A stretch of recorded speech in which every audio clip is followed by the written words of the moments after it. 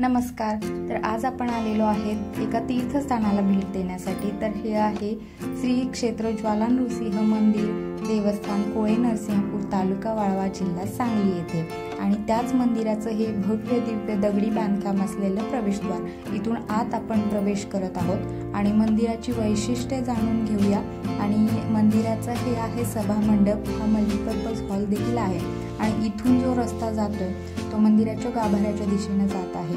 तर इथून जो आहे आपण एक थेट खाली जाणार आहोत, कारण खाली अशासाठी की मंदिर जे आहे मेन गाभारा तो जमिनीपासून 14 फूट खोल अंतरावर आहे। आणि मंदिरामध्ये जाण्यासाठी पूर्वी भुयारी मार्ग होता, तर तो भुयारी मार्ग सध्या बंद करून हा नवीन मार्ग सुरू केलेला आहे। तर इथून आपण थेट मंदिराच्या गाभाऱ्यामध्ये प्रवेश करत आहोत। आणि जे समोर पत्र्याचा दरवाजा दिसतोय तिथून भुयारी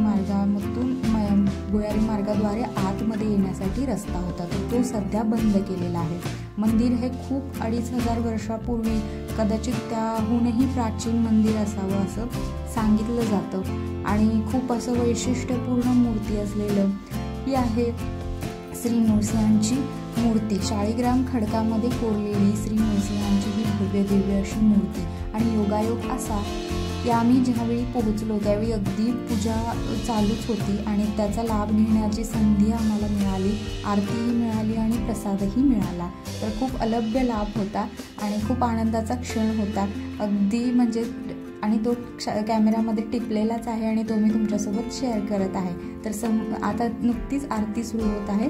तर विष्णूंच्या दशावतारांपैकी एक असलेला हा नृसिंह अवतार, तर याची आरतीचा आपण आज लाभ घेत आहोत।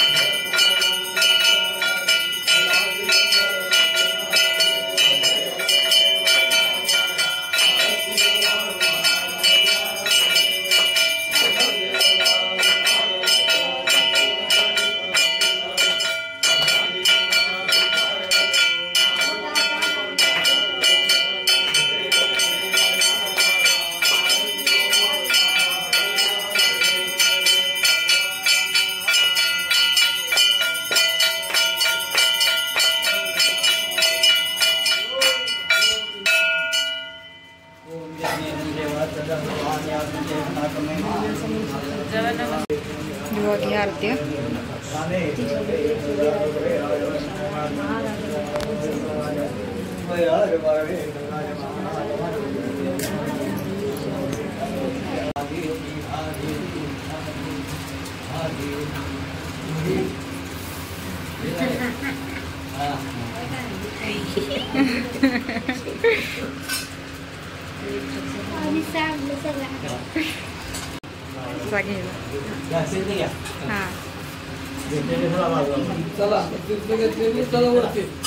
प्रकारे आरती संपन्न झालेली आहे आणि खूप छान आणि प्रसन्न वातावरण होतं। आणि इथून आरती झाल्यानंतर आम्ही थेट मंदिराच्या बाजूच्या या मंडपामध्ये आलेलो आहे। आणि इथून समोरचं जे दृश्य आहे ते खरंच अविस्मरणीय असं आहे। असा नजारा तुम्हाला कदाचितच कुठे पाहायला मिळेल आसपास। आणि हे जे आहे कृष्णा नदीचं पात्र, असं सांगितलं जातं की मंदिराच्या समोर हे कृष्णा नदीचं पात्र मोठं आहे आणि याच पात्रामध्ये ही मूर्ती सापडलेली आहे आणि तिची इथे मंदिरामध्ये प्रतिष्ठापना केलेली आहे। तर हे असं सुंदर निसर्गरम्य परिसर बघून खरंच खूप छान आणि मनाला शांत वाटलं। आणि हे मंदिराचं काही अंशतः जुनं बांधकाम आहे। इथे 2 तुळशी वृंदावनं दिसतात तर समोरचं जे आहे ते मूर्तीच्या वरचं आहे ते प्रदक्षिणा घालण्यासाठी आहे आणि हे जे आहे तुळशी वृंदावनासारखं हे मेसेंजरचं काम करत होतं। इथून मंदिर खाली भुयारामध्ये असल्यामुळे इथून मेसेज दिला जायचा तो मंदिराच्या थेट भुयारामध्ये। इथून आता कॉईन टाकले जातात आणि तो कॉईन इथून तुम्ही पाहालच तर तो इथून खाली आलेला आहे। तर इथून तो आवाज किंवा मेसेज मंदिराच्या पुजाऱ्यांपर्यंत पोहोचवला जायचा पूर्वीच्या काळी।